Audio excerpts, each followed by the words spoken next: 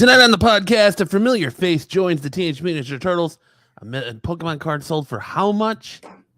Deadpool 3 news. A Batman sequel already in the works. It's just crazy out here in them streets. Max, let's hit that music.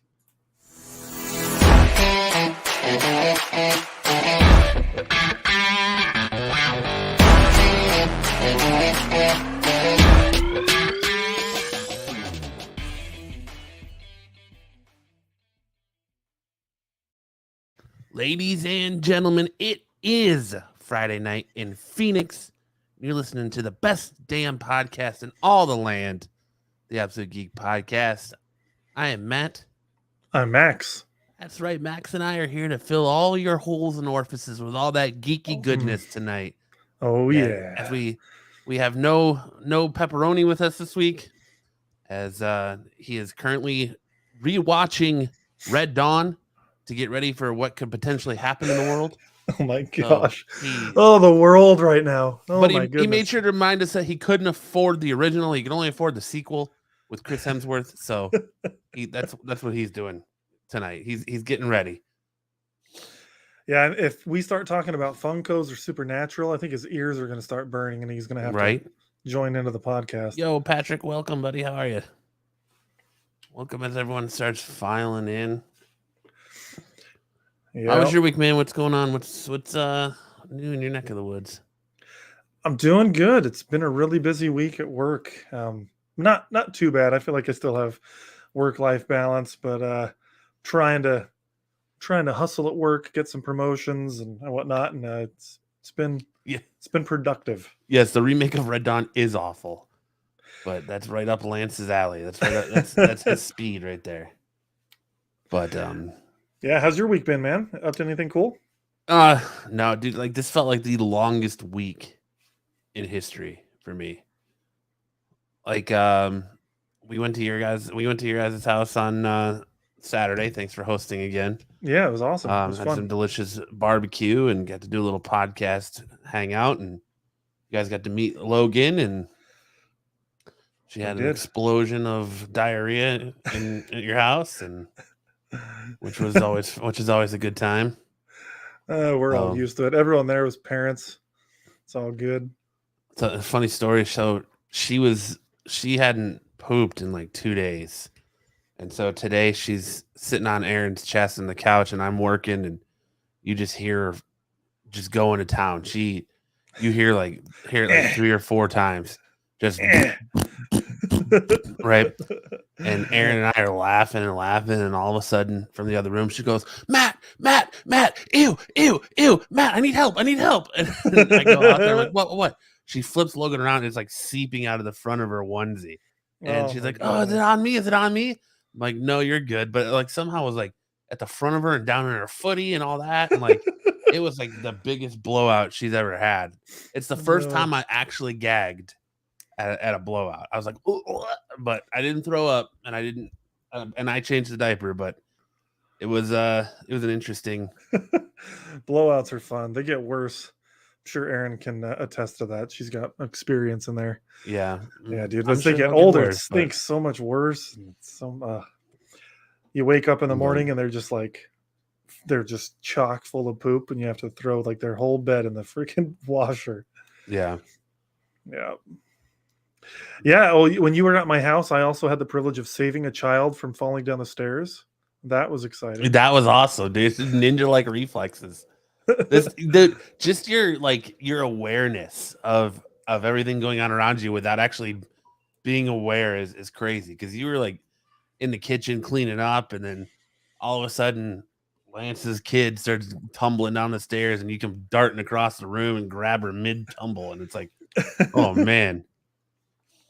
That was awesome. I think it was lucky, but I try to be aware. Tell us that you were the Flash.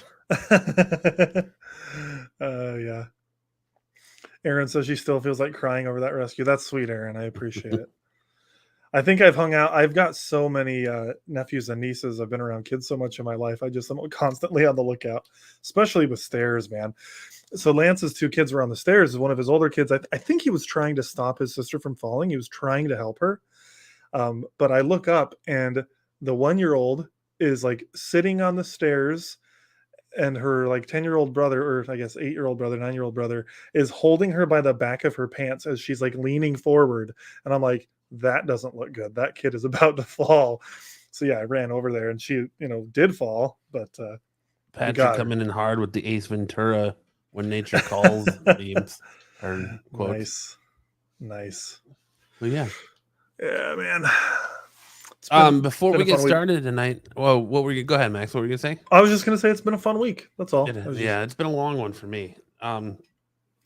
Before we get started tonight, next week we're going to have a special episode.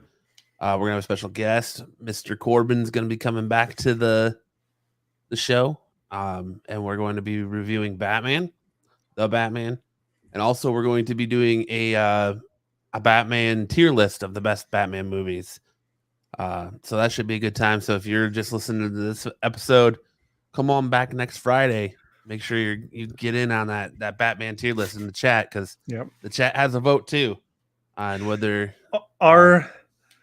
it's going to be interesting. Our original plan was to do it tonight in preparation for the Batman, kind of a celebration of all Batman movies. But then Corbin was like, well, I want to do that. So we figured we'll wait a week and we'll just include the Batman in it. But I'm just interested to see how it goes, because we all know I love Batman v Superman. And I can't remember if we agreed if we're going to put that on the list or not. I feel like it's a Batman movie. It's in there. And so I love that one. And I know you don't as much. All the live Corbin action loves movies that Batman Joel Schumacher. And Joel Schumacher movies suck. So this is going to be an interesting conversation with Stick Boy. Welcome. With Corbin. It is. But all right, well, what do you say we get into a little bit of the geek news tonight? Yeah, man. Get this party started. Do it. Get into some geek news. Yeah. First up on the docket tonight is the original female turtle. Lance Kirby says if Batman and Robin wins, why even have a list? Batman and Robin ain't gonna win. No, not if I have anything to say about it. That's probably bottom. We'll see. Well, it'll be in a good army. So come back next week, Lance. That way you can be in on the ranking, because the chat has a vote. First up on the list tonight, we got the original female turtle. Everyone in that reads the comics knows Jennica is a female turtle, but she's not the OG female turtle. The OG female turtle came to us in the Ninja Turtles: The Next Mutation TV shows in the form of Venus de Milo. And Venus de Milo is finally making her debut in the IDW Teenage Mutant Ninja Turtles series. If you want to go to the next slide here, the issue she's going to be in is 127, coming out March 16th. Venus de Milo, it looks like she's going to be it's almost like she's some kind of like puppet, like cyborg looking thing almost, or like she's I want to say cyborg, or she's like made up of different parts from different creatures, because like one of her hands looks like a frog almost. It's very like long and gangly, where her other one looks more like a turtle's. She's got a lot of stitching on her head. Yeah, kind of like Frankenstein's monster type of thing going on. Yeah, she's got some kind of like, looks like gem or spirit gem that goes in her back that it's going to bring her to life, it looks like. This looks way better than her live action appearance. I watched like one episode of that show and I was like, this is awful. Yeah. I could not get through it. But I'm super stoked for Venus de Milo to finally be in the comics. But it's interesting, this take on her and kind of this like Frankenstein, like you put it, Frankenstein's monster almost looking creature. So yeah, I was thinking cyborg because in the there's two pictures on the screen, and the one on the right, her braid at first I thought was like a tentacle arm, and then I looked at it closer. I'm like, oh no, that's just a braid. That's hair. That I can see where you're getting that from. But I know personally, as a Turtles fan, I was always like, when they brought Jennica in, I was like, I don't understand why they did that and just didn't bring in Venus de Milo. But now it has all been revealed, and we're gonna get to see some version of Venus de Milo. So this issue might be worth checking out if you're into comics and you're picking up the Turtle stuff. Definitely. I know they just started bringing in more of the 90s movie stuff. I know a couple issues ago they finally had Tokar and Razor in the series. Nice. And now they're bringing Venus de Milo. So Nice. super exciting stuff. Next on the docket. Oh, that's too far. We a clicked at the Pokemon same card. time. That's on me. Yeah, no, you're fine. I'm gonna let you run it. I'm used to running. I don't know why I clicked it. Big news out of the Pokemon world: a Illustrator holograph Pikachu card sold for a whopping $900,000, just under $1 million. The cool thing about this, and I kind of incorporated it here, is there's only 23 copies of this card logged in the census.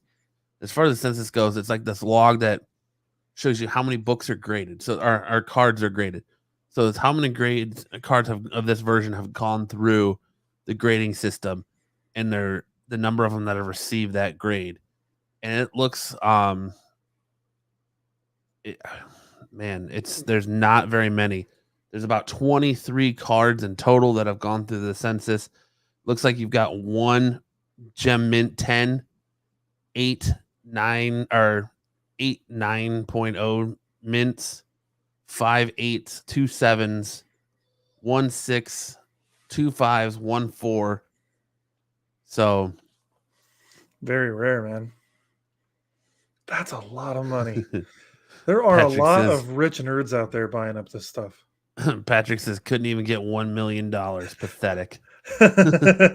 Yeah, but these cards are really hard to find. It's hard to find them in such good quality, let alone graded. As you can see, there's only 23 of them. This kind of stuff, every time I hear this, I think, why didn't I care about Pokemon as a kid? I really wish I would have. Like, I'm sure I wouldn't have gotten one of these cards that's worth nearly $1 million. But even if I had gotten some like cool first edition Charizards or something, like sell those for something, would have been nice. But I never got into the Pokemon craze other than the cartoons to play with. Yeah, so the only way to get this card is it was given to the winners of the Pokemon card game illustration art contest back in 1997. So the card has never been reprinted. It's only to those winners. So okay. It's a very hard card to get. So this guy just won, or he just bought a trophy. Yeah, pretty much. Or sold a trophy through an auction house for $900,000, which is insanity, man. Yeah. For a Pokemon card. Like, I look at that stuff all the time. Like, I look at my old Power Rangers figures and all my old G.I. Joes, and I'm like, maybe if I wasn't such a stupid little kid and kept them in the package, that it'd be worth a ton of money now. But no, I had to pull them out and play with them. And like, I look at the old Ninja Turtles figures. Like, I had all those from the original Ninja Turtles cartoon, and those figures, mint in box, original, go for a pretty penny. And but as a kid, it's anymore. Like, I want to play with it. Like, I know Lance's kids don't understand today. They're like, every time they go into his office and they see his freaking loads of pops, those are toys. I want to play with them, Dad. Nope, sorry, they're collector items. Right. And who knows? Maybe Lance is making a really good investment. Maybe 10 years from now, some of those are going to be worth loads. Maybe. You never know. That's kind of what I look at it with like comics. Like, I've gotten some of my Spider-Man stuff graded because nowadays everything Spider-Man is almost a key. So when I finally kick the bucket one day, Logan go sell those for a buttload of money and live a happy life. So there you go. That's the inheritance. He says, how many are there? 25. One isn't graded. No, I think there's only 24. I think there's 24 or 23. They said that exist in the census. So, man, who knows? But that's still super crazy that, to think that Pokemon cards and cards in general are just going for stupid amounts of money nowadays. That's a lot of money, dude. Yeah. Imagine if you could sell one card, and depending on what your salary is, you immediately make 10 years worth of your salary. Right? Like, goodness gracious. Oh, how many were awarded? You want to know how many were awarded? Let me open that. Let's look at that. Let's see. So it says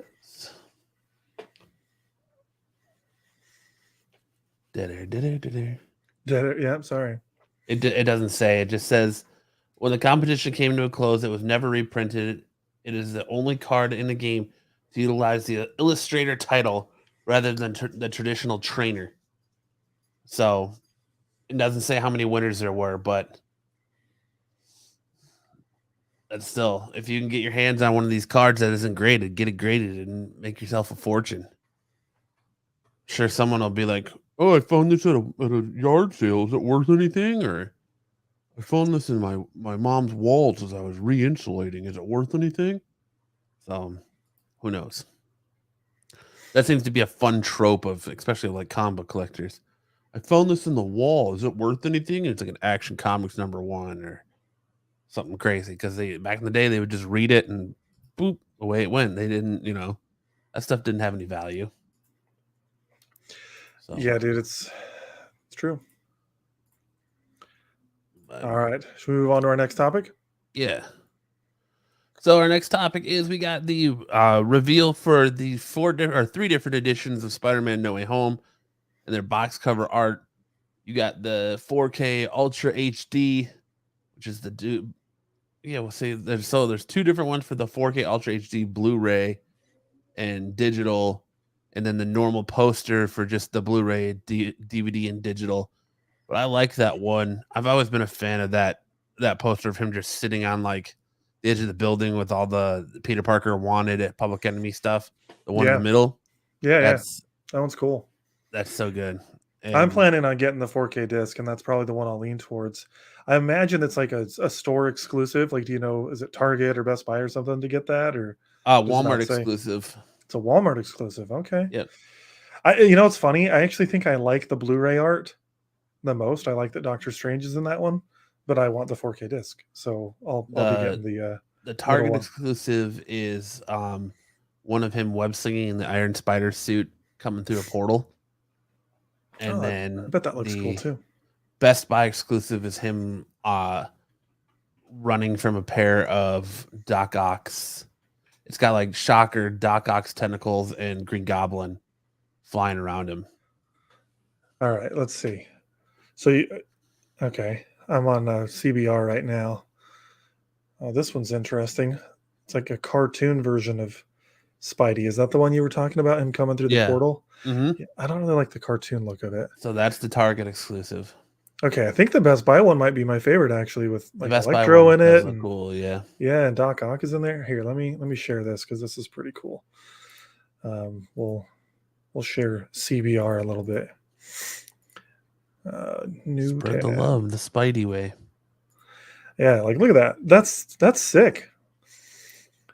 And it looks like it's a steelbook too. I like that.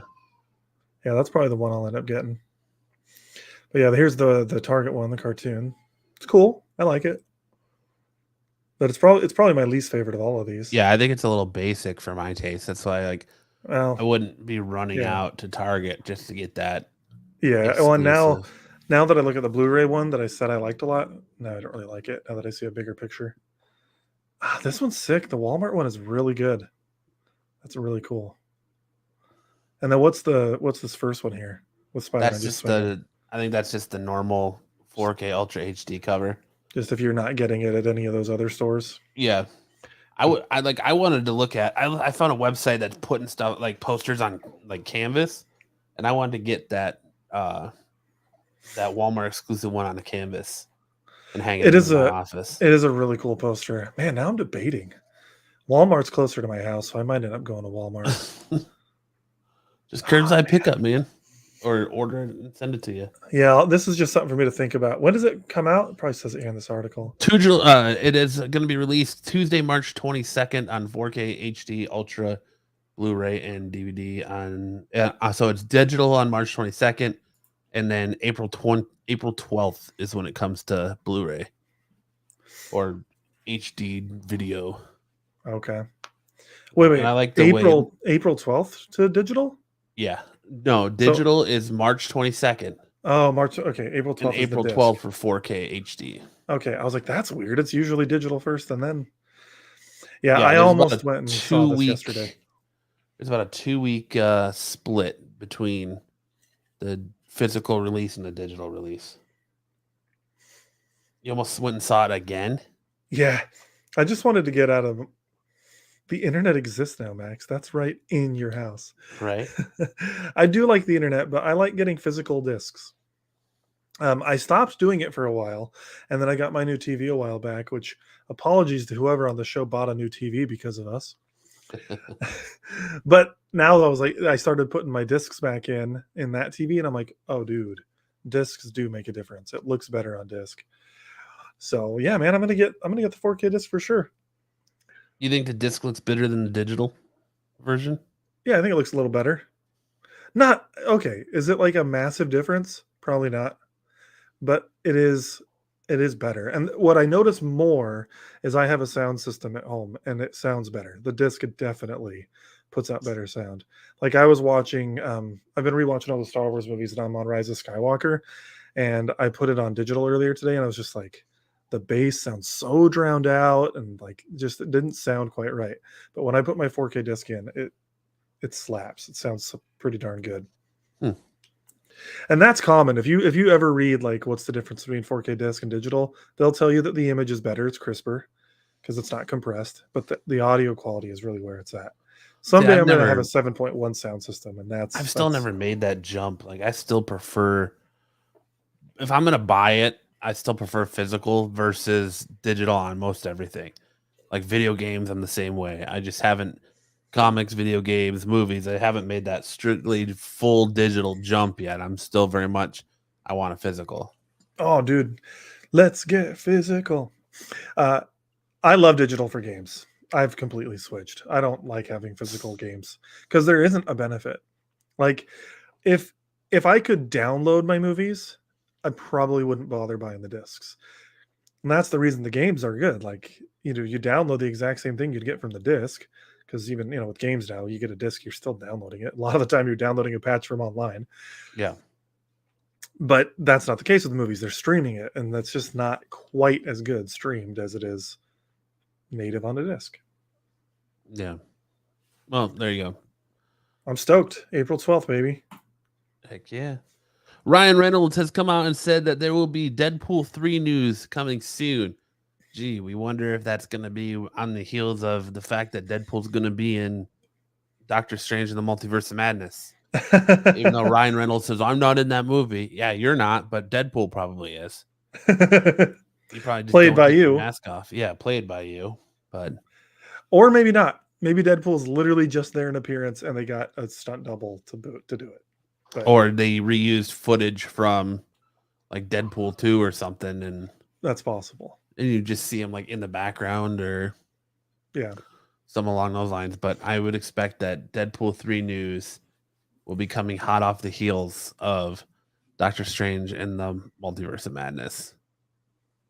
So that's awesome. I mean, they've been talking about Deadpool 3 for so long. When did 2 come out? Was it 2018? Years ago. Yeah.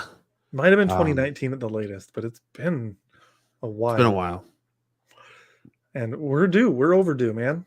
Those first 2 movies are so fun. It just seems like Disney doesn't want to make that jump to the R-rated superhero genre. And I just don't know if I know that they made the Deadpool 2 3D movie or PG-13 movie, but I don't know if PG-13 is going to work. They've already said it's going to be R. But they are kind of dragging their feet on getting it made. But I don't know. I think it'll be fine. I think people know Deadpool's a hard R. That's hard okay. R. But yeah. So look out for more Deadpool 3 news coming soon, I guess.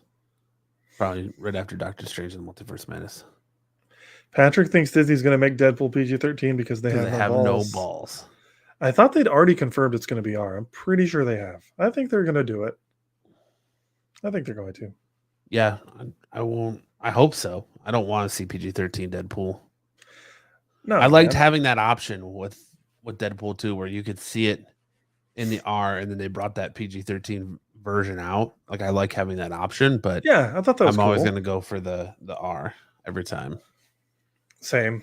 Anytime I see any movie that has a extended cut or an unrated cut, I'm like, well, that's the one I want to watch. It's got more content. Even if the extra content sucks. Right. I don't know. That's just how I am.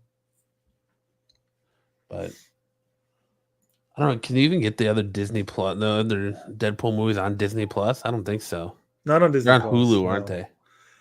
I don't even know. I own them on Vudu, so I've never really looked, but I know they're not on Disney Plus in the US.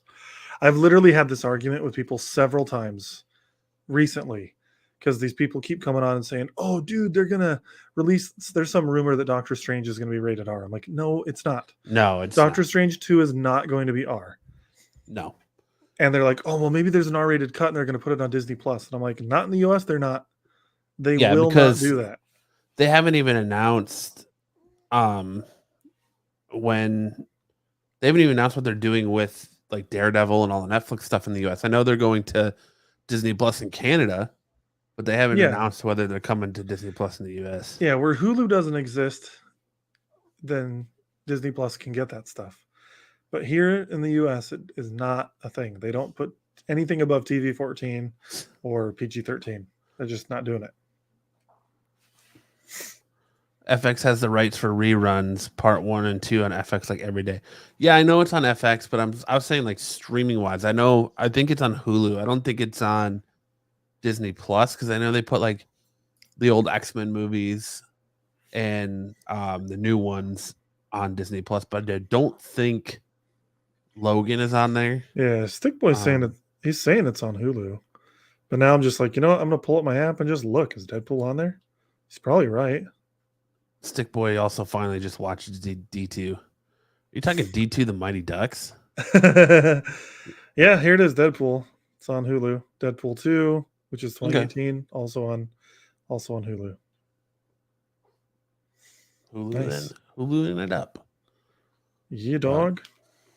All right. And next we got Matt Reeves' Batman has already been receiving a fantastic early reviews. The early word out of these movies is that cake eater. the early rumor out of these movies is that Robert Pattinson is about to be your new favorite Batman. So that's a bold statement. Now, I've thought he was going to do good from the beginning, but that's a bold statement to say he's going to be everyone's new favorite Batman. It's a bold strategy, Cotton. Let's see how it works out. So apparently the press and the response from the early access is so good that there already began talks of sequels to this movie. Oh, Deadpool 2. Okay, Sticks. I figured he meant Deadpool 2. It would have been funny if he was misdirecting us and it really was Mighty Ducks. Right? I think that's fantastic news. I've heard the same thing. Like I saw one reviewer say that they think this movie's a masterpiece. I'm trying to temper my expectations. Like I do think it's going to be good. I'm expecting a good movie, but I've been burned by 4. I mean, I enjoyed Wonder Woman 84 when I saw it in the theater because it was like the first thing I'd seen in theaters in like a year because of the pandemic. Mm-hmm. But then when I thought about it, I was like, this movie's not that good. And reviewers had me believing it was awesome. So you just, I don't know. I always have to take it with a grain of salt when I see early reactions are X, because lots of movies have had great early reactions and then they're not that Leftover good. Says boo glitter. LOL. You got to get over that, man. Patrick says he's going to be the favorite Batman because of Matt Reeves, not because of Pattinson, though. I think because of both. So when I was on Batman, Pattinson can't be worse than Val Kilmer Batman. I think Corbin would fight you on that. I don't hate Val Kilmer Batman. George Clooney was bad, like for sure. But I'm sure he'll be better than Val Kilmer Batman. Like I didn't hate him, but he wasn't amazing. I think Robert Joe Pattinson's Pesci is he is in the middle of rewatching Red Dawn, not the original, but the remake. I think Pattinson's going to be great. I've said it from the beginning too, Matt. I've always thought he's going to be good. So you at some point you got to get over like you were just saying, you got to get over the sparkliness of what he was in Twilight, and his film career has come so far. Like if you watch like those are 4 Lighthouse movies in his or career. Good Time or Water for Elephants, there's so many movies he's done and acted in and led that he's been fantastic in. He was in Tenet, there's Harry Potter. Like he's come so far from what he was in Twilight. That I think he's took going to be. Go ahead. I was gonna say, I think he's going to be a fantastic Batman. Now, I think he stuck his foot in his mouth a lot when when he was first announced and the filming started. When he was like, "Oh well, I don't work out, I don't do this, Batman should be this and not this," and I didn't know Batman was a detective. I think he takes a lot on the chin for stupid stuff he says in the media, but I think he's really going to nail this role, and I think a lot of people are going to be superly surprised. Kind of like, when we were with the Joker, and when Heath Ledger was cast, everyone was like, "Well, why Heath Ledger? Why Heath Ledger? That doesn't." Yeah, this pretty boy who's done rom-coms. Yeah, and he killed it. So Colin Farrell looks like he's going to completely nail the Penguin. Also, I hope so. I think so too. Apparently, I love Colin Farrell though. Apparently, it's going around though that they would not let him smoke in that movie. They would not. The producers would not let him smoke as the Penguin. So we'll see. But I hope he nails it. I know smoking is part of the Penguin's character in the comics and other properties, but that doesn't seem like that big a deal it doesn't. to me. It doesn't bother me either. I'm just kind of like, okay, whatever. But yeah, we're gonna see if Colin Farrell. So like, who was it? It was Patrick, I think he said. Yeah, he says he's going to be the best Batman or the favorite Batman because of Matt Reeves, not because of Pattinson. And I'm going to speak to that really quickly because I'm very passionate about this. I agree and disagree with you. I do think Matt Reeves is going to be a big part of this movie's success. But I think Robert Pattinson's a very good actor. I think the writing of the character being good is going to be because of Matt Reeves and the writers. And I think a lot of things are going to be because of Matt Reeves, but I think Pattinson's going to do a great job. But I'm going to bring this point up. So I think I can't remember exactly when Matt Reeves got cast or chosen as the director, but it was years ago. And I've been saying for a long time, I wrote an article on Couch Crunchers saying why I think Matt Reeves is going to be amazing for the role. And a lot of it has to do with his work on War for the Planet of the Apes and just the Planet of the Apes franchise, especially War for Planet of the Apes. Like, that movie is perfect. If you want to see what Matt Reeves is likely going to do for Batman and the tone that he can bring, watch that movie because it feels very akin to a Batman movie in tone. And I'm stoked, dude. I'm stoked. I had a friend of mine recently tell me that they had just seen War for the Planet of the Apes. And they loved it. They're like, oh, it was so good. And then like in the same sentence, they talked about how they were excited for Batman. And I said, yeah, man, me too. Because of War for the Planet of the Apes. It's the same director. He's like, it is? And it like made him even more excited to see the movie. Because he does, he's a friend of mine that loves movies, but he doesn't pay attention to who's directing what and who's acting in what. But dude, I can't, I'm so excited. I'm so excited. I was super stoked to see that this movie is actually coming out super early here. Like they've got show times on Wednesday night and going into all day Thursday. So Aaron and I are going Thursday at 6:00. So we're going to go see it before the show on Friday. Yeah. We've got Dolby on Thursday. We're going to go Dolby at 4:00. Patrick Pattinson can act, but the bar is set pretty high for best Batman of all time.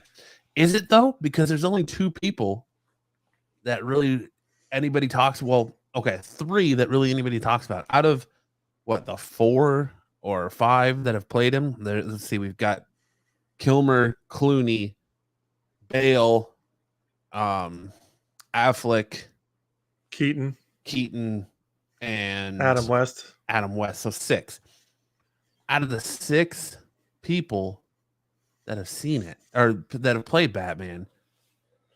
There's only usually 3 that are in the conversation. Like it's Bale, West, and Keaton. Affleck floats around, but I don't think anybody's going to go out and be like, Affleck, best Batman of all time. Me. I am. Well, he's definitely best Batman of all time. Like I think he did a good job, but I don't think he's in the conversation for best Batman of all time. Yeah, he's definitely my best Batman of all time. But I don't know. I'm not expecting Pattinson to all of a sudden become the best Batman ever. If he surprises me, cool. But I'm not expecting that. I am expecting a great movie, though. I really hope I come out of the theater like, whoa, I can't believe what I just watched. Ish, if you're seeing it Thursday, come on our show next week. We're going to We're going to review it, talk about it, and we're also going to do a tier ranking of the best Batman live action movies with Corbin. So Okay, so Patrick says Kevin Conroy. Of course, he is the best Batman, but he's never. Well, I guess he he's has not played it live well, action. He played it in Arrow, but I'm not really yeah, going but to I don't count that. Arrow though because I'm saying movies. I agree, because I'm also not going to count the guy in Titans. I can't think of the actor's name. Yeah. Fantastic World says it's much more important on now how he plays Bruce Wayne than how he is as Batman in the suit after 9 movies. I think it's both. I mean, that's what makes the best Batman characters. Yeah, I think it's both too, because that's kind of like if you look at Spider-Man, that's how everybody has kind of compared him to Spider-Man. Yeah, I mean, like, so I would say I like Christian Bale as Batman, but I think he does a great job as Bruce Wayne, but his Batman isn't the best. And I'll say that I think Affleck's Batman is really good. Like the way he looks in the suit, the way he fights, like, is awesome. His Bruce is a bit too broody, so it's not perfect. So Lance Kirby's asking, is the movie going to exist in the same universe as Joker or no? We don't know, but I'm going to say no. I really don't think Joker's going to exist in any of the main movie universes. I think it's its own thing. Also, I think I'm going to have to take the show over. Matt's internet is taking a dump over here.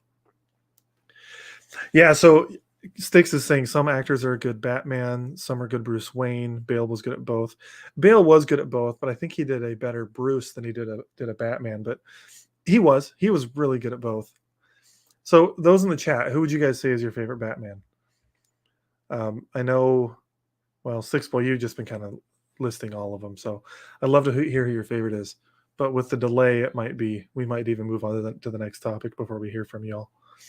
Matt, are you up and running again? Well, that's what I was saying. Is like Peter Parker. Everyone's like, oh well, this guy's a good Peter Parker, but a terrible Spider-Man. This guy's a good Spider-Man, but a terrible Peter Parker. Then you get Tom Holland, and it seems like Tom Holland's the first one that like everybody universally agrees that he's the best of both worlds. He's the best Peter Parker. He's the best Spider-Man.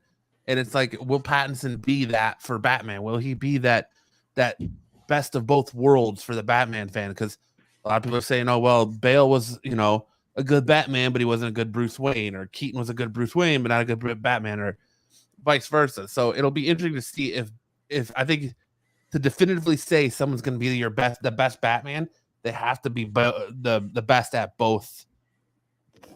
And Zaggy's saying Adam West. So Styx is saying tied for Keaton and Bale. I can respect that. No Keaton's Adam West love, huh? Except for anybody but Zaggy. Only Zaggy's the one saying Adam West. I like Adam West, but I prefer the darker Adam Wee. Yeah, I like the darker take, and Keaton is like my childhood, man. I think that movie came out in 89. I was born in 88, so I mean, Keaton's so much nostalgia for me. Dude, I can't win tonight. If it's not my internet or a baby crying, it's my dog going nuts. I know, and your dog has the same name as me. It does. Freaking Max. Goddamn Maxes. Screw Max. They all suck. Yeah, I am downloading a torrent right now. I know. I gotta. Sure seems like it. Gotta get my porn somehow. Kraven the Hunter has been cast in we are knowing Kraven the Hunter has been cast, but we're gonna get his half brother. It looks like we're getting his half brother, the Chameleon, in Sony's Kraven the Hunter movie. Nice. Seems like they're gonna have a lot of characters in this movie. We keep talking about it. Russell Crowe's gonna be in it. Obviously, you've got blanking on the actor's name who's going to play Aaron Taylor Johnson is going to be playing Kraven, which is an odd casting still to me, but I hope this movie's good. I'm not looking forward to it at all, but I also wasn't looking forward to Uncharted, and I ended up loving it. So who knows?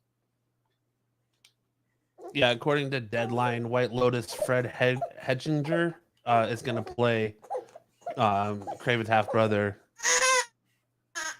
I mean, he looks a lot like Aaron Taylor Johnson. His look definitely lines up. Yeah, he does. I'm not excited for this because, again, how far can you get with these Spider-Man movies with making these villains heroes or having it sent these stories centered around these villains without the man that brought them all here in the first place, without that man that's in that title character, Spider-Man? Like, how are you going to get away with doing a Craven movie? I don't think it's going to work without Spider-Man. Like, what makes Craven so interesting at that point? Like, I just don't see it. I don't see it working.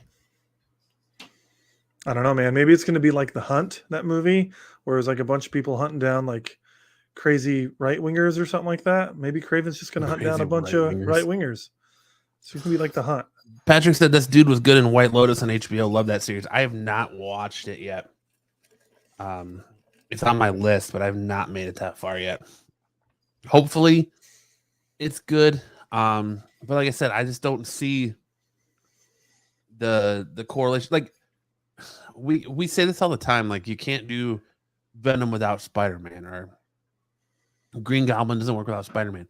This literally, the Chameleon is literally the first villain Spider-Man faces off against. He's literally the villain in the first issue of Amazing Spider-Man.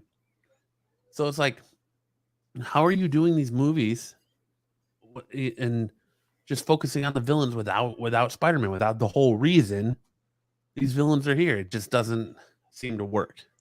But yeah, it's weird. Like Venom, like, look at Venom. Venom is pretty miss. Like, it's a lot more miss than it is hit without Spider-Man. So much so that they're bringing him into the series now, and I don't know if that's because they're like, well, we want this franchise to work, and we don't know how much longer we're going to be around with Disney, so we got to kind of make these characters merge, or what they're doing with them.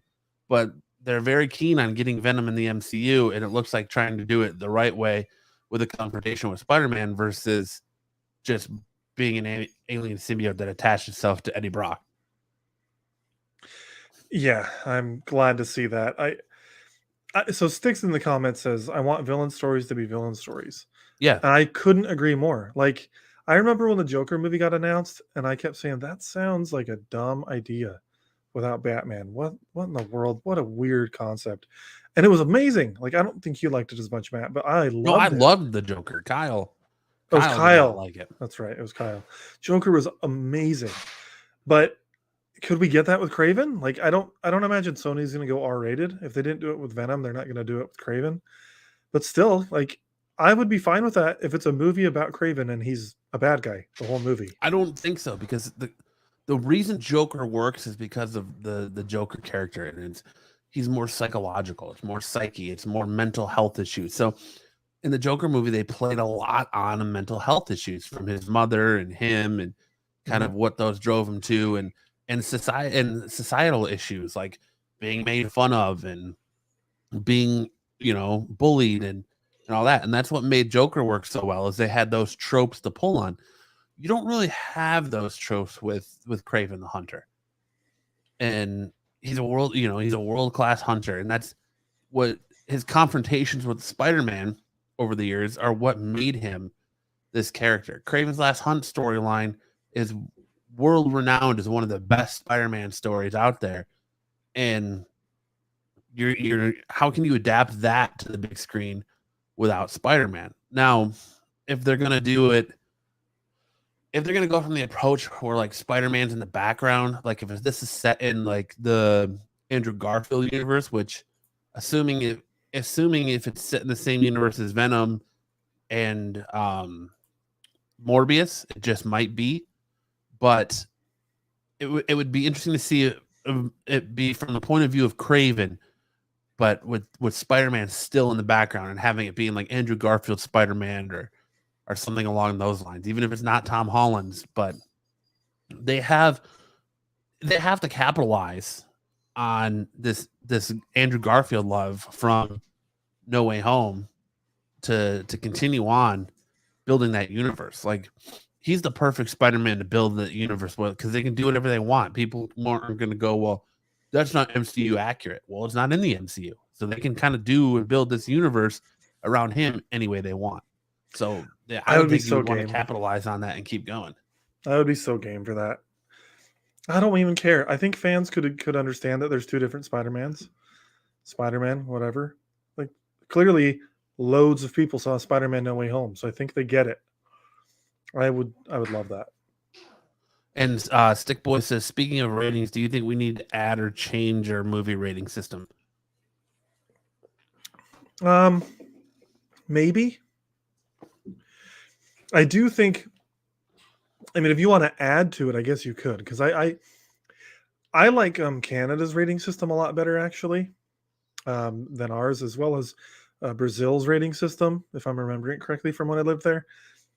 They had more options within that rating system, whereas we've got PG-13 and then R, and R can be so many things. Like I look at a movie like The Matrix, you don't need to be 17 to watch The Matrix. Like, is it more violent than most PG-13 movies? Sure, but like, could we maybe make it like a 14 up, and then there's like a 16 up, and then an 18 and up rating system? Like, I think that could be more valuable than what we have, because right now R encompasses just everything. Well, what is the basis and what makes the movie an R-rated movie versus PG-13? Is it like an F-word count, or how much violence is in the movie? Because look, we live in a world today where you see worse in mainstream news than you see in an R-rated movie. It's true. So it's so subjective. So like, I think you can have up to 2 F words in a PG-13. If it goes beyond that, it's automatically R. As far as violence, is it IP Man? I think is how you say it. Ip Great Man. movie, by the way. Or I didn't know if it was IP or Ip Man. Ip Man. Great movie, but there's no cursing. There's no like blood hardly. It's rated R because there's too many kicks to the head. So could that be a TV-14 instead, or a PG-14 or whatever? I think so. Stick says, K, should Deadpool 1 have been R or NC-17 because of the sexual situations where kids shouldn't be exposed? It's R-rated for a reason. Kids shouldn't be in R-rated movies. Yeah, I agree. It's as simple as that. Like, I think R is an appropriate rating if you wanted to keep that rating for Deadpool. But I think there's other movies that could fit in between very well. At that point, there's no point in changing the rating system, because that's your choice as the parent to buy that ticket to take them into that movie. And you're making that choice. So it's so tough because like, I know that like just American culture in general is much more against seeing sexual situations and nudity. Whereas in other countries, like they think it's so weird that we're okay watching. Yeah. They think it's so weird that like we don't even bat an eye at extreme gore, like Saw and stuff like that. But we're like, oh no, there's a boobie on TV. Like, and I'm definitely guilty of that. Like, there's countries where the women do the news topless. Yeah. Like, yeah, we're very like we treat sexuality in just crazy in this country versus the way it's handled in like Europe. Yeah, even in Europe, like that's. I mean, people don't typically walk around nude in Europe, but no, it is definitely not the same there as it is here. Brazil was much different than here. Like, it's just it's culture, so it's tough. But I do think that we could benefit from more accurate ratings, because I think there's plenty of our movies that are fine for teenagers. And then there's some that, maybe you should be a bit older. But that's up to the parents to decide, of course. Yeah. I don't think I've ever seen anything NC-17. Like, speaking of that rating, I don't know that I've ever even seen movies rated that. I know there are some, but I can't think of a single popular NC-17. Deadpool had an anal sex joke, and I believe that sexual intercourse situations are different than boobies or butts. I agree. Like Titanic, for instance, has nudity. It's PG-13, but there's no like. Sex. But I think again, I don't think the rating matters there, because you're choosing to subdue your children to that. Like, they rated it R because you have to be 17 or older to see that movie. Let's be honest. Most 17-year-olds get the anal sex joke. most 17-year-olds are making those anal sex jokes. That's true. So most 17-year-olds, that's another day in the locker room, or that's another day in high school. Like that, those conversations and jokes are happening constantly. If you want to protect your kids from that, and you don't want that to see them to see that in movies, don't take them to an R-rated movie. Like it's R-rated for a reason. They're doing the best they can. And at some point, it's out of their hands, and you're the one as the parent making the choice to let your children see that movie and seduce them to that anal sex joke. Like, most likely, it's going to go right over their head and they're not going to get it. But I'm supportive of parents doing what they want in that regard. Like, if you want to take your kid to those movies, that's fine. What I personally like to see is parents that will go watch it first, and then, I'll take you back to see it. I know that's what Lance does with his kids, and I respect that. He goes and sees the movies, and it works out for him because he usually wants to see them twice anyway. And then he takes his boys or whatever, or his girls, or his whole family. But I don't know. What you want to do as a parent is up to you. Yeah, like whenever he said, is an R-rated movie 10 to 20 years ago the same as an R-rated movie today? No, I don't think so. Depends on the movie. Die Hard, yeah. You think Die Hard 10 years? You think Die Hard would be an R today? I don't. Oh, 100%. It's got 96 F-bombs. It would absolutely be rated R today. And there's movies from the 80s that are PG that would be PG-13 today. But that's because PG-13 didn't exist. Yeah, it depends on the movie. There's others that are rated R from a long time ago that, like When Harry Met Sally, that should be PG-13 by today's standards. It's like got 2 F-words in it, and it's a perfectly tame movie. There's no violence. There's no sex. Like, she fakes an orgasm at one point, but yeah. He said hard R for Die Hard. So Ish says you're only allowed 1 F-bomb in a PG-13 movie, but The Martian had 2, and it was PG-13. So I don't know exactly how they... He says you can show penis and boobs in R-rated, but a vagina shot is now NC-17. Yeah, I've never even seen an NC-17 movie. But that because a lot of these movies now are pushing the line to get the movie to as hard as R as they can without going NC-17, because NC-17 is going to be a death sentence, because no theater is going to show an NC-17 movie. So getting an NC-17 rating is a death sentence. So they like pull it back. They tone it back. Showgirls is NC-17. So Sticks is saying Die Hard is a PG/PG-13 now. I don't know the last time you saw Die Hard, but there's literally a scene where a guy gets his head blown to like pieces. Like, you see blood splatter like all over a window. You would not see that in a PG-13 movie. You see it in Definitely not. You see it in Peacemaker. You see it in TV mature TV shows. TMA, which is essentially, I guess, if you want to go that route. But yeah, I don't know. It's hard. It's hard because it's an easy debate to make, but it's all subjective. Like, it's all how. Yeah, you what feel offends about one person situations. doesn't offend someone else. Right. I don't care about violence. It doesn't bug me, but I do prefer not to have like loads of nudity in my content. Like, it's just not something I want to see as much. Well, I do want to see it, but I don't think it's necessary to see. I am a straight man. I do enjoy seeing that stuff. Like, my cousin will ask me. My cousin is older than me, and her son's 16 years old, and she's got a younger boy too. And like, she asked me, "Is it cool to watch for these kids to watch Peacemaker?" And I was like, "No, probably not. Like, unless you want this, or this, no." She's like, "All right, cool." But I think, like I said, like I was saying, it's all what you want as a parent. And I kind of go the same route. Like, if you're going to sit here and criticize me for dropping an F-bomb in front of your child, but you're going to check your child to see Deadpool, who's in the wrong here? Who's the worst person? Me for saying a word, or you for subjecting him to that after criticizing me for dropping an F-bomb in front of your child? Yeah. Yeah, you're not wrong. He said James Gunn had to trim down the Suicide Squad because it originally got an NC-17. Yeah, like I said, NC-17 is like a death wish. Comment says, so make it R plus instead of NCC 1701D. D stands for dick. Yeah. So, yeah. When there's a D, you know that there's going to be guaranteed dong. NC-17D or NC-17DV or just V. Lets you know right away what you're getting. Guaranteed dong. And what? Speaking of a movie that's going to have guaranteed dong in it, Indiana Jones 5. Guaranteed dong in Indiana Jones. It's Okay. almost finished with the projected date of June 30th, 2023.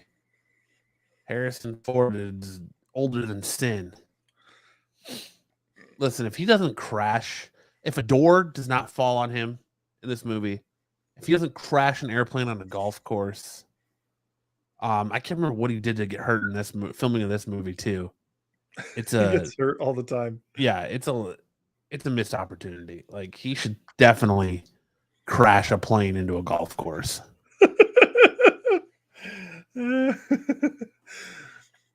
I'm looking forward to this movie, but like not a crazy amount. That's the Starship Enterprise Philistines, the NCC. Yeah, okay. I don't watch Star Trek. We established that last week-ish. I'm sorry I didn't know the reference. Oh man. Weekend of Bernie's meets Indiana Jones. Yes. I want Harrison Ford in the refrigerator. They've never done that before, right?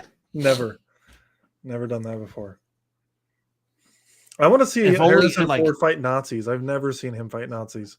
And like when he gets in that refrigerator, it'd be dope if like an atomic bomb went off. That'd be super sweet. And then he emerges from the refrigerator after the atomic bomb goes off, safe and sound. Hey, that's all right. I'll accept that ish. If he can overcome Shia LaBeouf and aliens, he can do anything. I guess so. He can. Do you think that this is like a franchise that it's time to just let it go and ride off in the sunset, or do you think this is a franchise that deserves a main character reboot or a shift as far as like the focus of the main character? Because after Crystal Skull, I'm not enthusiastic about Indiana Jones 5. I think the idea of Indiana Jones movies is a great concept. So like I loved Uncharted. I really liked it. I saw it again last night.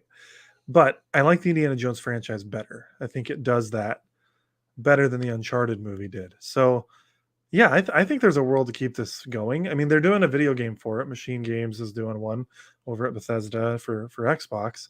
But in a film world, definitely I don't see a future with Harrison Ford. I mean, I love him, but he's an old guy. He can't keep doing this forever. So I would love if they handed the reins off to someone new. And I think that they were trying to do that with Shia LaBeouf, but it just wasn't a good fit. So just because Disney hates you, Indiana Jones fanboy cuck so much, they're going to get the kid who played him in Solo, that played young Han Solo, to play young Indiana Jones in prequel movies now. There you go. That's what they're going to do. I would love to see Indiana Jones in a modern setting. Which I think this one's going to be in the 70s, if I've got my math right, just based on when the other ones took place. But I think it'd be cool to see Indiana Jones in a modern setting where he's using smartphones, and which is, I know, similar to what Uncharted does, but the music is so iconic and I want to keep hearing that. I want to see him, going into all these caves and looting weird things. And, I love in the first movie with the goblet that they're drinking out of. Why am I blanking on what it's actually called? Like so they think it's like the goblet that Christ drank out of, I think at the cross. Isn't that kind of the mythology behind it in the first movie? I believe so. It's but like, so long since I've seen the original Indiana Jones. love these movies, and I would love to see it carry on. Holy Grail. Holy Grail, that's it. Holy Grail. Yeah, so if we can get it in a modern setting, I think it'd be cool. I don't know what's going on with my it's so weird because I'm not seeing issues with my internet on StreamYard, but I see it if I go to like the YouTube Yeah, broadcast. I can hear you. And I'm Yeah. not on Wi-Fi. I'm hardwired, so I don't know what's going on. I'm gonna try and drop real quick and come back and see if it fixes it. Okay. Well, that's a bummer because this next topic that we were going to talk about, I don't know what the headline was. So who wants to keep talking about Indiana Jones, not just Jones? Matthew is coming back, so maybe this is going to help. We seek the Holy Grail. Hey. Yeah, I was trying to move on to the next slide while you were gone, and I'm like, oh crap, Matt put this in here. I don't know what the headline's about. So, basically, the Obi-Wan Kenobi Disney Plus show, there has been rumors that there's going to be a new Jedi debuting in this show. And I just kind of wanted to get your thoughts on that as a Star Wars fan.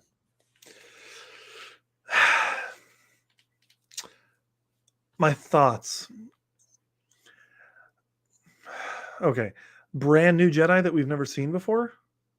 Is that Yeah, the rumor? so it says the force-wielding newcomer to the Star Wars universe is called Neve. According to the reports, Neve is described as a young Jedi straggler on a quest to track down Obi-Wan so that together they can restore the Jedi Order and overthrow the Empire. Neve's arrival on the desert planet Tatooine apparently causes problems for Kenobi, who is trying to keep a low profile while watching over young Luke Skywalker.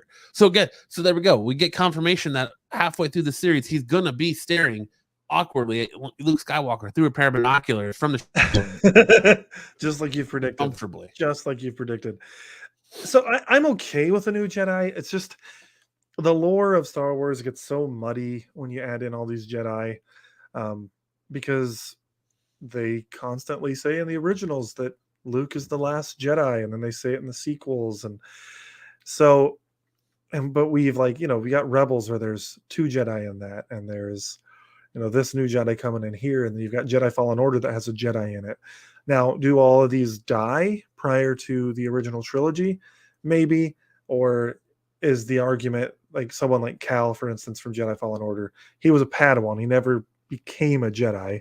And that's the same that can be said for Kanan Jarrus as well as Ezra from Rebels. So, I mean, you can make the argument that they're Padawans that never truly became Jedi, just like Ahsoka was a Padawan who never became a Jedi. So I don't know. I'm down to see the Force. I love seeing Force users, so it's exciting. It's just, it just gets muddy in the lore. That's it. Yeah, I hear the name Navi, Patrick, and totally agree with you. It sounds a lot like the fairy in Ocarina of Time, the Zelda games. It also reminds me of the Navi in Avatar. So it says that the reports further claim that on his quest to find Kenobi, Navi is pursued by the Star Wars Rebels villains, the Grand Inquisitor, and his squad of Jedi hunting warriors. I'm down for that because I would love to see Obi-Wan Kenobi face off against the Inquisitors. I think the Inquisitors are really cool. They're good villains that I'm glad were introduced. I wonder if this is who Kumail Nanjiani is playing, because I know he previously revealed that he was going to be wielding a lightsaber, and that it hasn't been announced who his character was yet. I'm even more interested if that's the case. I love Kumail Nanjiani.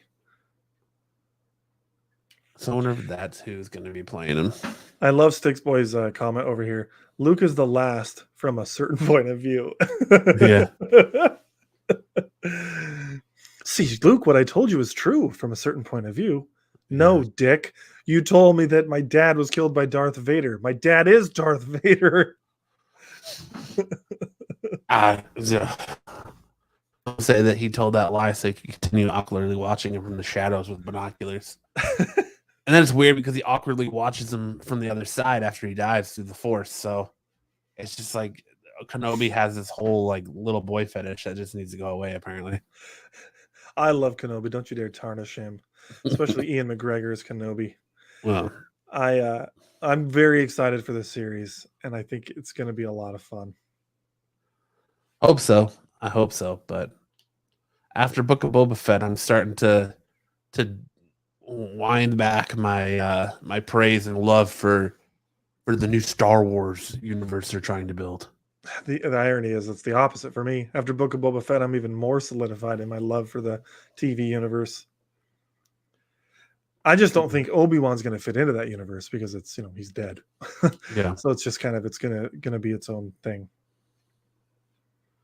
But we'll see. We'll have to see what Navi brings to the Star Wars universe and what color his lightsaber is, and will it or will it not look like a butthole? Have you seen the like replica lightsaber for Rey, the Force FX one? It looks like a little butthole. I don't know if I have seen that. I've seen the one that they have at Disney. Yeah, I think it's the Force FX one where her hilt looks like a butthole after the way her lightsaber looks at the end of Rise of Skywalker. Yeah, dude. Okay, really, we're gonna bring that up really quick. That is one of my biggest gripes about that movie. Why did you have her? I know why they gave her a lightsaber, so they can sell more toys. But it would have been so much cooler to see her wielding a yellow lightsaber the whole movie that she made. I would have loved to see that. Instead, she wields Luke's saber that she has no right to do for 3 movies. Like, it just, not into it. Not into it. I'm glad that Ben got to wield it eventually because he is a Skywalker and that's cool. It's fine that she, got Leia's saber to use as well. But why couldn't she have built it earlier on, like Luke in the 3rd movie of his trilogy? He built his own lightsaber and used it the whole movie. I would have loved to see a yellow lightsaber. I think her saber's cool looking, like in the movie. I like it. It fits her personality. I love that it's got like you twist the thing to turn the lightsaber on. I just think it's a real missed opportunity that we didn't get to see it in the movie. Yeah, I'm gonna share this right here. Yeah, please.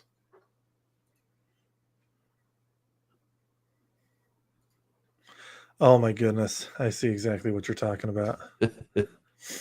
Yep. It looks like a butthole. Yeah, the opening does. Yeah, that's funny. Yeah, it's the black series. Yeah. Looks like a beehole.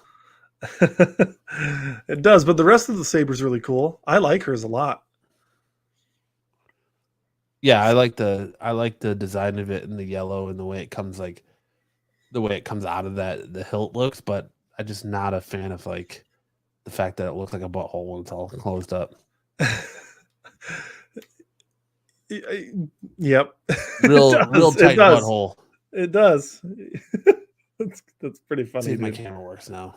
Real tight butthole. No, it does not. Your camera is still terrible. You're so blurry. All right, so I'm just gonna stop sharing my camera tonight. Then it's all good. People can look at me, or you can unplug it and plug it back in. Maybe that'll fix it. I don't think it's my camera. I think it's my. I don't either. It might be just like the StreamYard stream. I think so too. Before the show, we both got kicked out randomly. It was weird. Yeah. It took forever to load in our slide deck. Like I do think something might be up with StreamYard. Yeah. Pat Stick Boy says, if you stare at Uranus too long, you'll see all shit all day. Palpatine's lightsaber looks like a dildo. Hashtag true story. I think a lot of them look like dildos. I mean. And for our final news story tonight, it was announced today by George R.R. Martin that the Game of Thrones spin-off series House of Dragons has finished shooting, but it's not received a release date when it's going to be on HBO. Any interest in this series, Max? Were you a Game of Thrones fan? Yeah, I got into it really late. Like I didn't start watching it until season 7 was already over.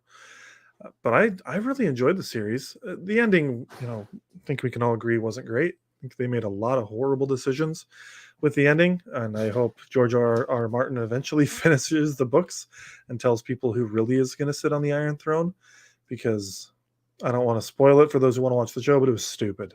It was dumb. A show that's already ended. I think you could spoil it. I guess it's been over for a while, but I'll keep it vague for now.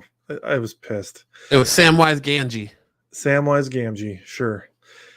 But I'm interested in House of the Dragon, but I also don't really feel like I needed this show.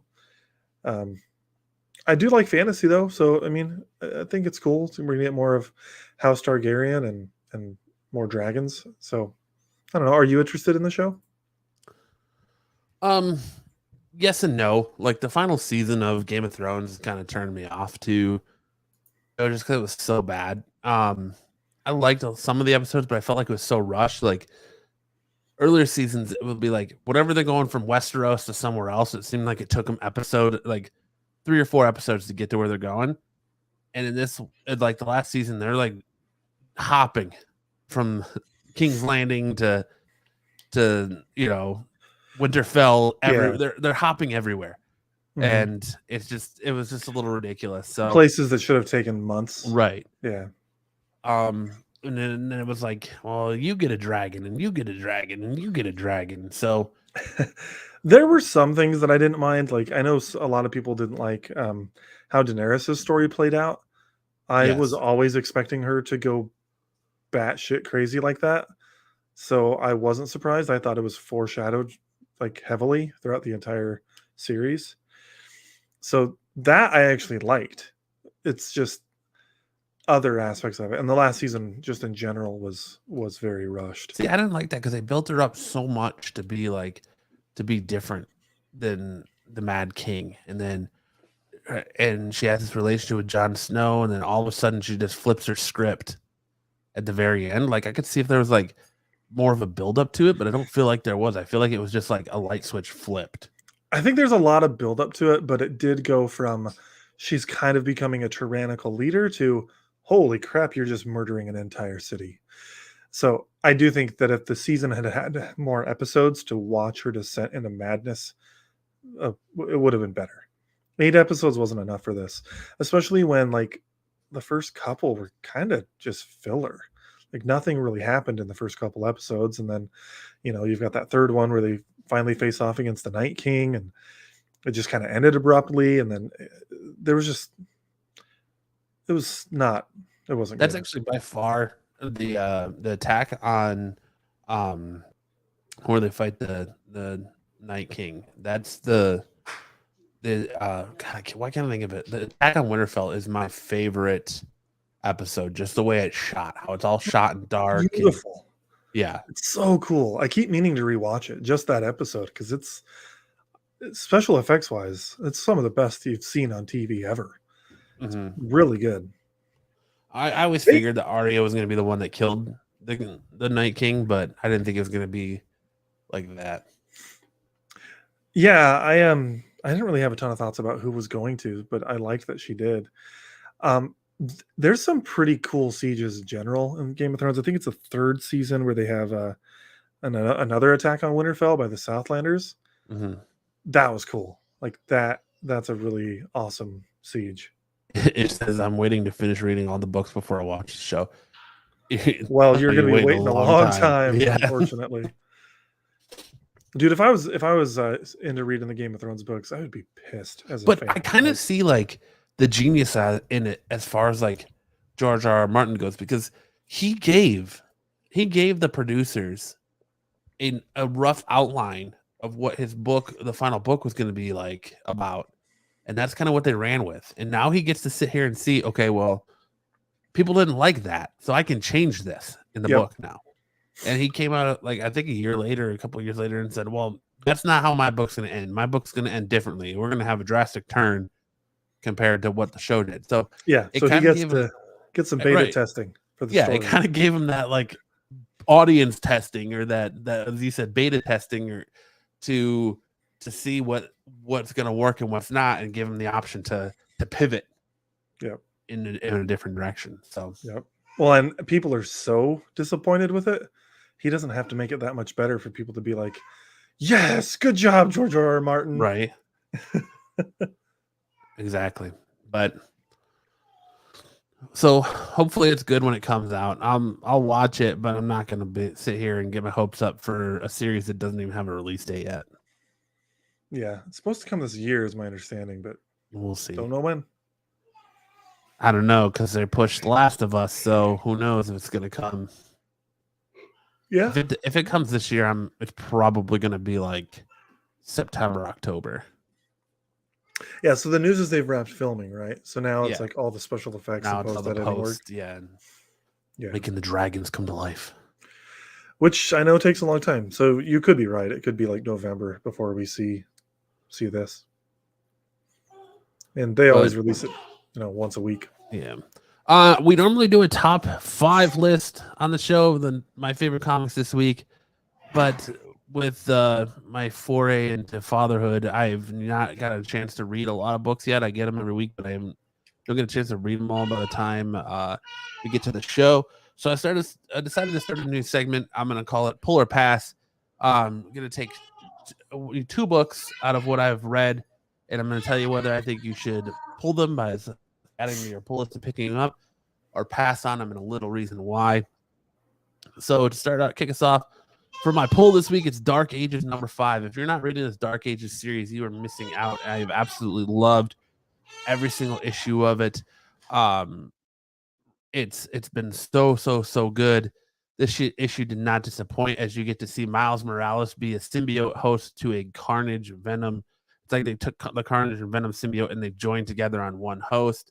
It's kind of in a world where there's a new big bad, and he sets off this like EMP that wipes out the world's technology. So it's these characters trying to adjust and reform the world, and more of like the Dark Ages type, without electricity, technology, and they have to revert back to like using steam power for things and stuff like that. And Apocalypse has a little master plan in place to use that entity and try to take him over to take over the world. So we get a little bit of version of the Dark Ages Deadpool in this, along with Miles. It's been a fantastic series. I believe there's 1 issue left. You should be able to get all 5 issues still pretty easily. But I'm super high up on Dark Ages. My pass this week is going to be Teen Titans Academy number 12. This book, me exactly why this has been canceled. Teen Titan is the definitive. This book is the definitive reason why I'm drifting away from DC Comics, as we spent so many months last year and to this point building up to who is Red X. We all know Red X from the Teen Titans TV show was a young Robin. But in the he makes his foray into the comics, and it was like, who is Red X? There's speculation that it was Damian and all these different characters, and it turns out to be this newer character that they're bringing in, and he's lied to by a future Red X that Dick Grayson is his father, so he does all of this stuff because he thinks that Dick Grayson is the father that abandoned him. It is exactly what is wrong with DC Comics. It's what's wrong a lot of comics in general today, is just that build up and the letdown. There's so much hype behind a character, and then when you get to that point of that reveal, it's such a giant letdown. So Teen Titans Academy 12 was my pass this week. Not worth picking up, not worth reading the series. Don't get invested in the 12 issue hype of who is Red X, and just let this one ride off into the sunset, as it is a series that has already been canceled at no surprise after reading this issue. So that's kind of how I'm doing pull or pass. Hope you guys enjoyed that and give you something to think about when you take your next trip to the comic store. So, I like it. I like it.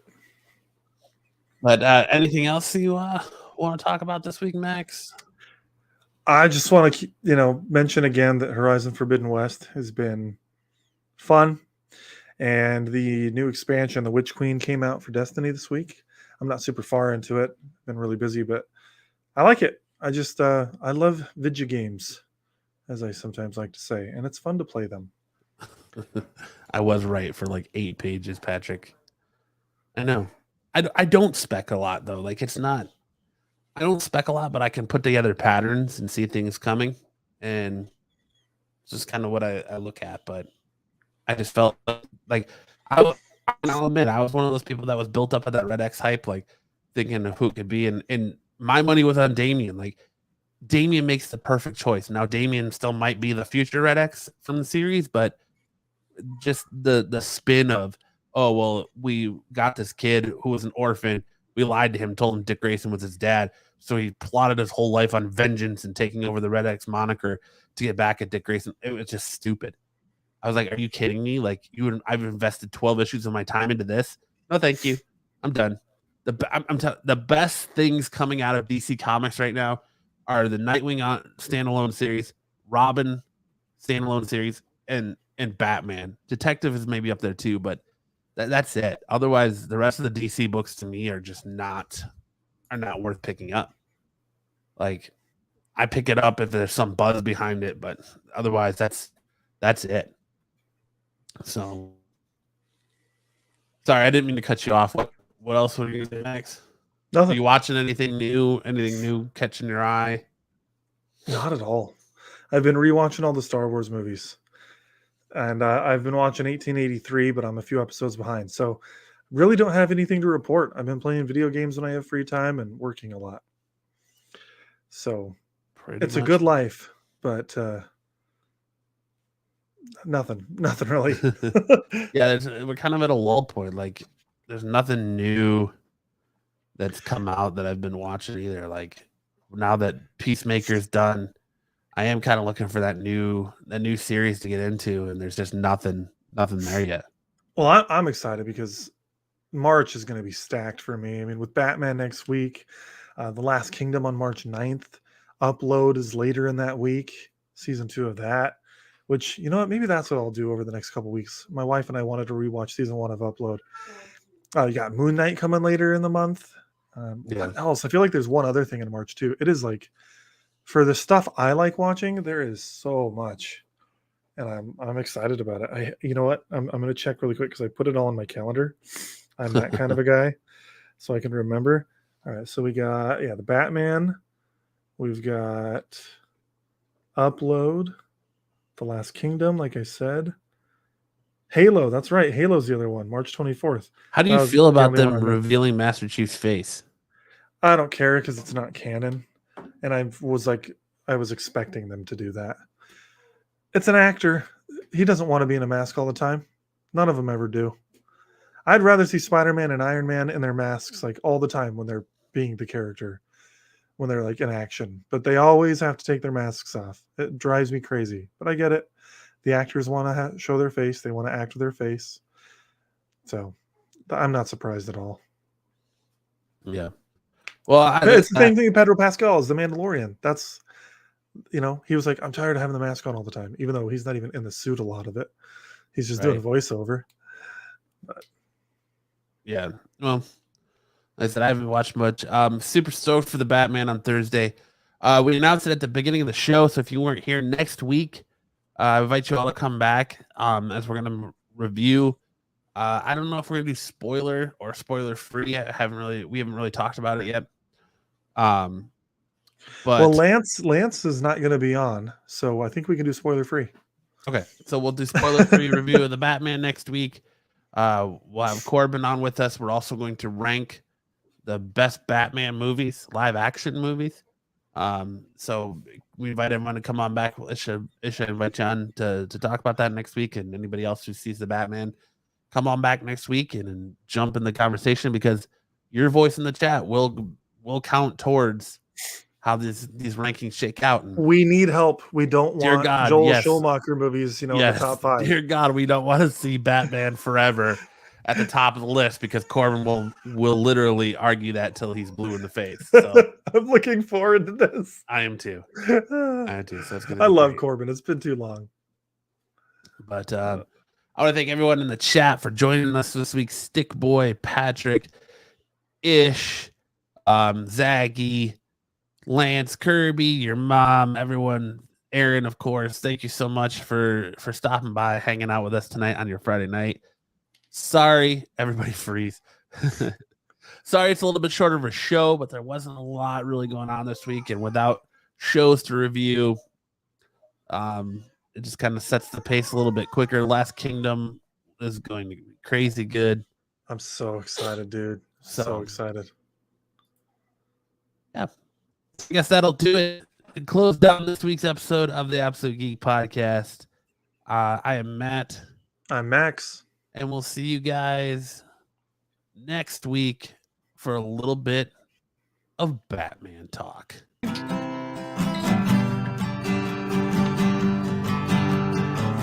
All you freaks and geeks, Come all you freaks and geeks. Let's listen to Absolute Geek. Absolute Geek, We'll go ahead and spread our cheeks spread the cheese, and drink And some we're for Cosby wine. we'll Come drink on, some you Cosby wine. It makes me feel real fine. See you next time.